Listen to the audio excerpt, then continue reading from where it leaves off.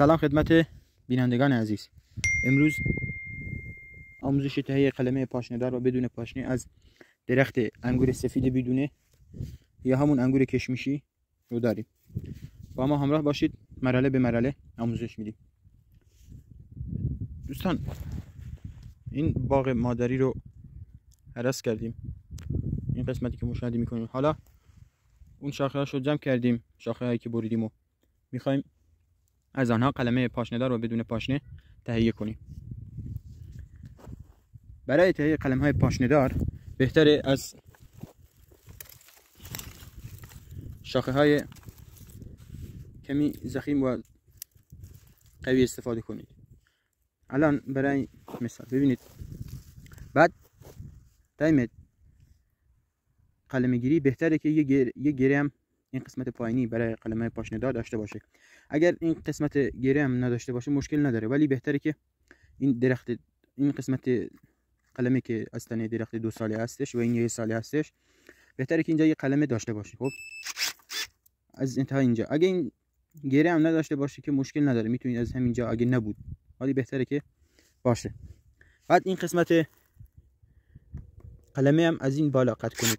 خب این هم از زیر همون گره ای که بهتون گفتم، مثل همین. بعد ارتفاع قلمه هم توجه داشته باشید. ببینید بهترین ارتفاع برای قلمه هلوش همین ارتفاع هستش، یعنی 50 تا 60 سانت. این که از اینجا ریشه میزنه، بعد حدودا همین ارتفاع داخل خاک قرار میگیره قسمت ریشه آن. از اینجا هر چی سبز بشه، حالا بسته به سیستم پرورش انگور، برای پاسراقی چوب بس میزنن که همین شاخه اگه جوونی زد از همینجا گسترش میدن، وگرنه 2 تا گره بقیه‌شو برش میدن. به اصطلاح اینا رو کف بر میکنن تایم کاشت نهال اینا رو. پس بهتره که این ارتفاع نهال ها، این قلم هایی که میگیریم، از همین متعارف، یعنی هلوش 50 تا 70 سانت بیشتر نباشه. این بیشتر از این باشه عملا هیچ سودی نداره.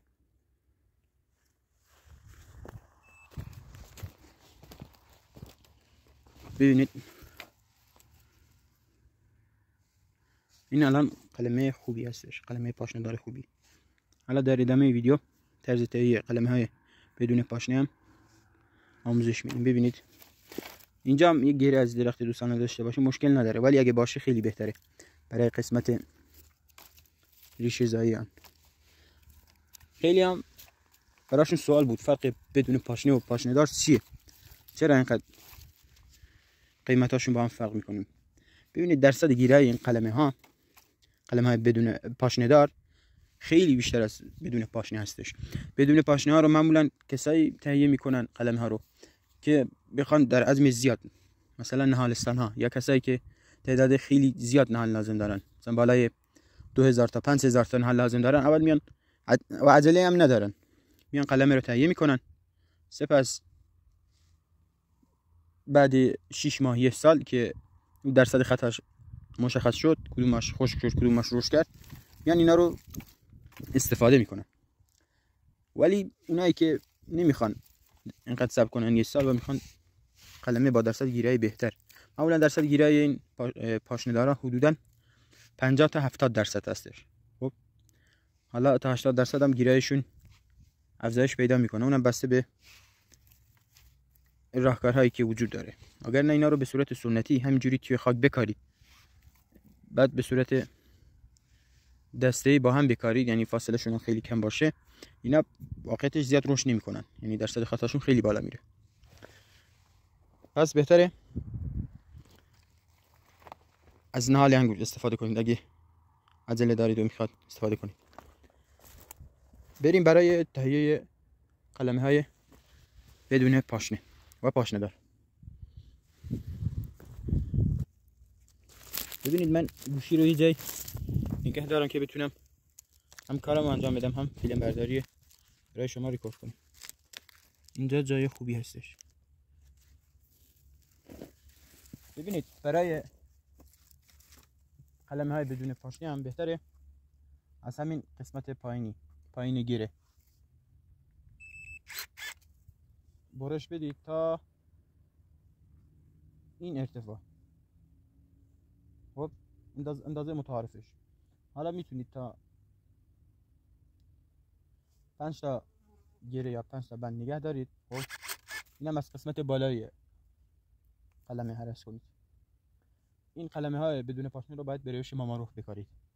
اگر روش ماماروف باشه درصد گیرایی اینا خیلی بالا میره، بالای 90 درصد گیرایی اینا هستش. ولی اگه به روش سنتی باشه، همونطور که قبلا هم بهتون گفتم، درصد گیرایی اینا خیلی پایین میاد به صورت سنتی. چون به روش ماماروف اول میان جوونه میزنن این قسمت انتهای درخت. البته اینجا باید یکم تلاش بدید در روش ماماروف که بعدا من ویدیوشو میذارم از نوع روش ماماروف برای قلم زنی. حالا ما قلم گیری شد آموزش میدیم که بعدا بتونیم ویدیوشو هم ذخیره کنیم. ببینید الان این قلمه خوبیه برای درخت بدون پاشنه.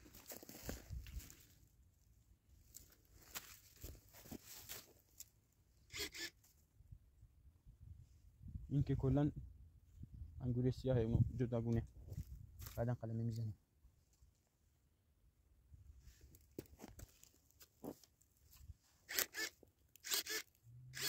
ببینید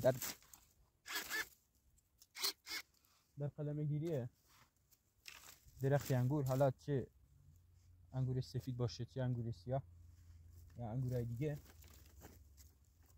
بایستی تا حد ممکن از شاخه های قوی استفاده کنید و شاخه هایی که سبز باشن. ببینید بعضی جاها مثلا این قسمت درخت اگه توجه کنید الان خشک شده، خب باید اینا رو حالا بسته به ارتفاعشون اینا هم که برش میدید فضای برش بدید که این قسمت شاخه سبز باشه.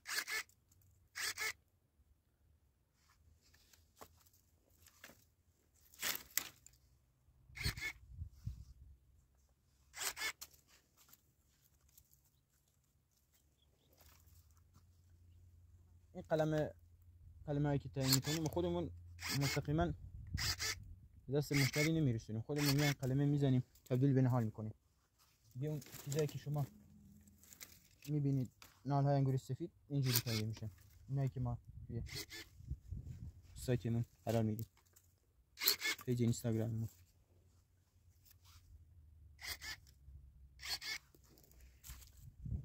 میخوام که تعداد بالای قلمه بگیرم، هرچند که احتمال داره این حجم ویدیو زیاد باشه ولی مشکل نداره، بذارید که کامل قلمه ها رو تهیه کنیم. حالا در روش ماماروف میان اینا رو کوتاه‌تر تهیه میکنن، چون اینا رو باید داخل یه چاله بذارن سپس روی اون ماسه بریزن. هر چی این ارتفاع کمتر باشه یه طبعا چاله اونا هم کمتر عمیق‌تر میشه.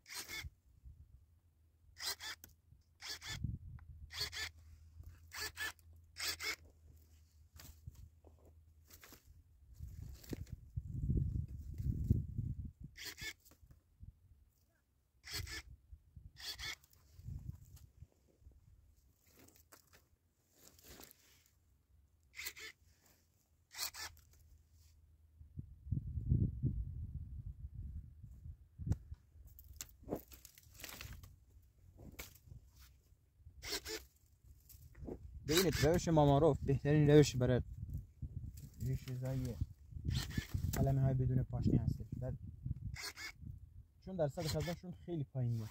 در روش ماماروف خیلی گیرای خوبی داره.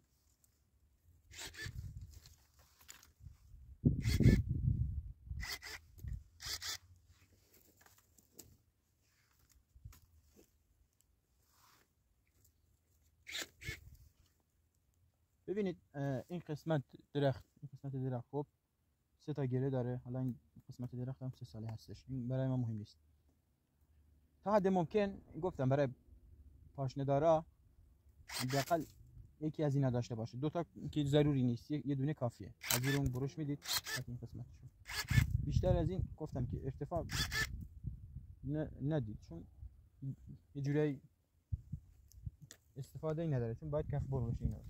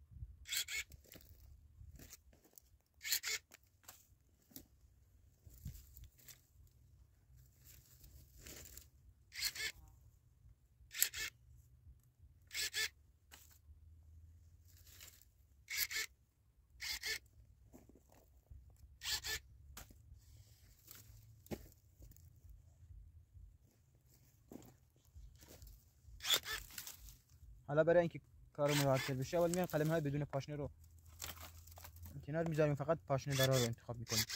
اول اونا رو قلمه میزنیم دیگه، اون وقت هرچی بمونه قلمه بدون پاشنه میشه.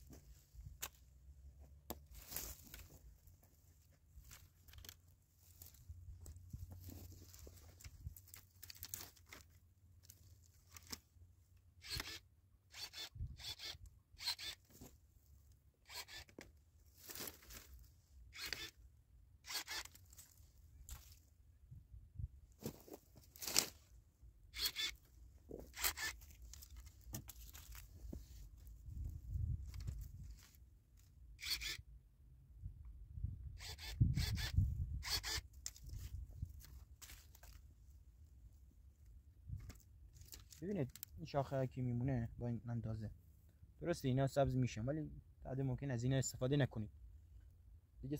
شاخه های بهتری هست، از اینا استفاده نکنید، چون این قسمت بالا اون نصفش خشک شده، نصفش هم هنوز سبز است. این به درد نمیخوره.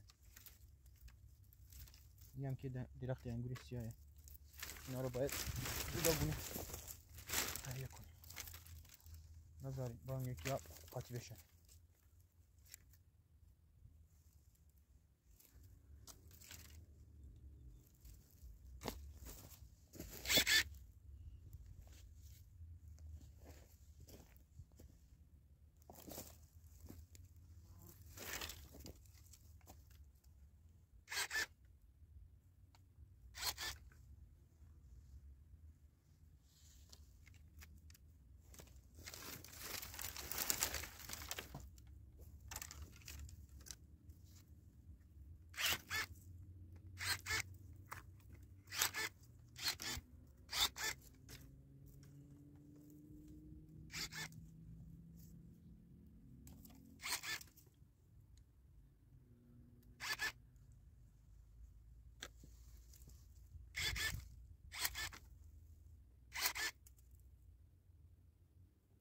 پنج تا گره یا 5 تا بند میتونید نگه دارید. خب برای قلمه های بدون پاشنه.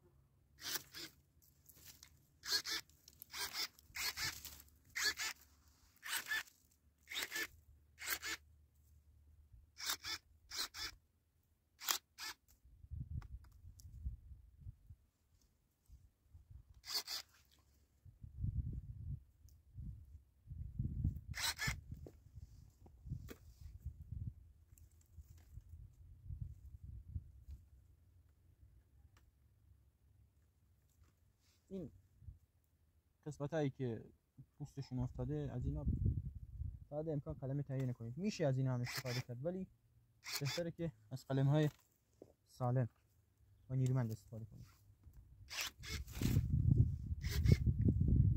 این قلم خیلی خوبیه، ماشین داره خوبیه.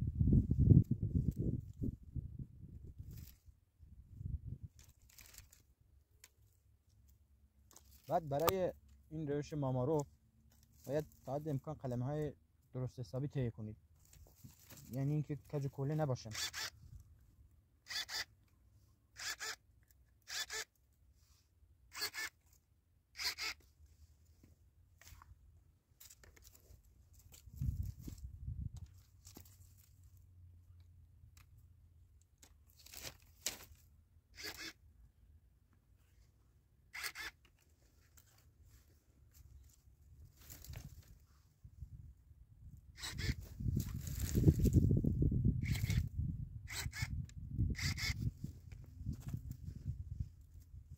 اینجا روستای موسالان صاحب شهرستان میرآباد است.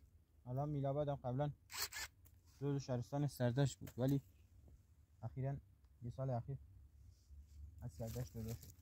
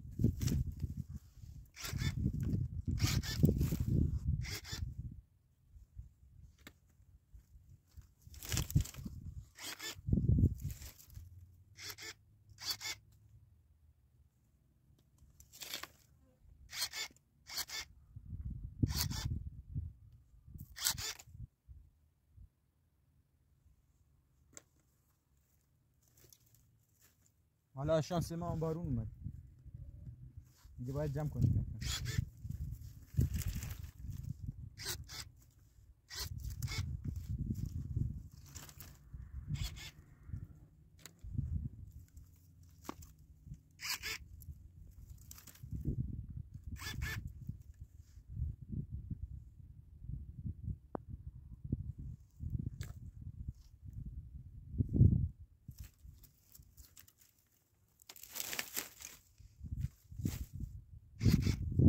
قلمه هایی که ما براتون میفرستیم از همین تهیه میشه.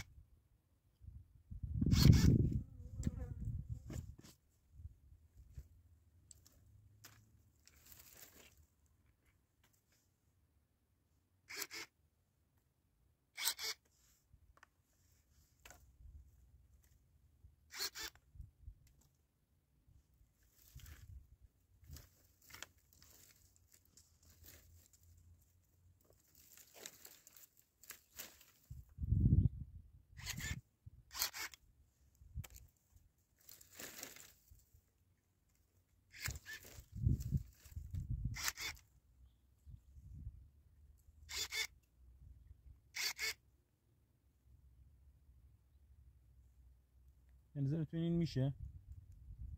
میشه ولی خیلی کجکول است. دیگه بهترین ها رو انتخاب کنید برای اینکه بهترین ها رو داشته باشید.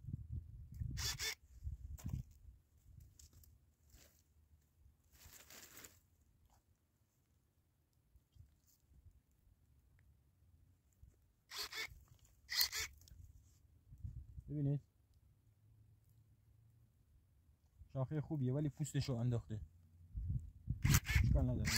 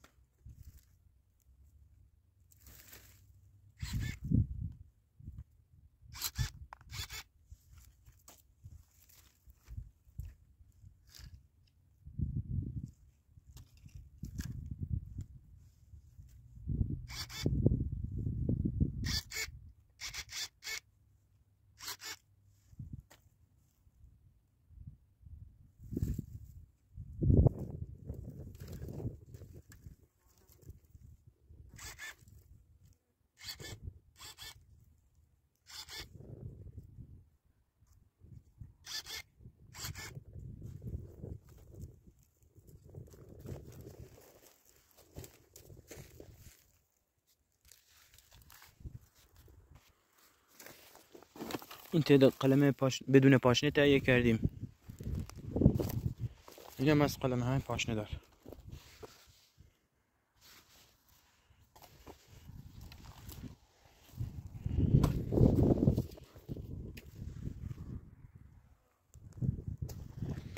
دوستان اگر از این ویدیو خوشتون اومد ویدیو رو لایک کنید و کانال ما را دنبال کنید.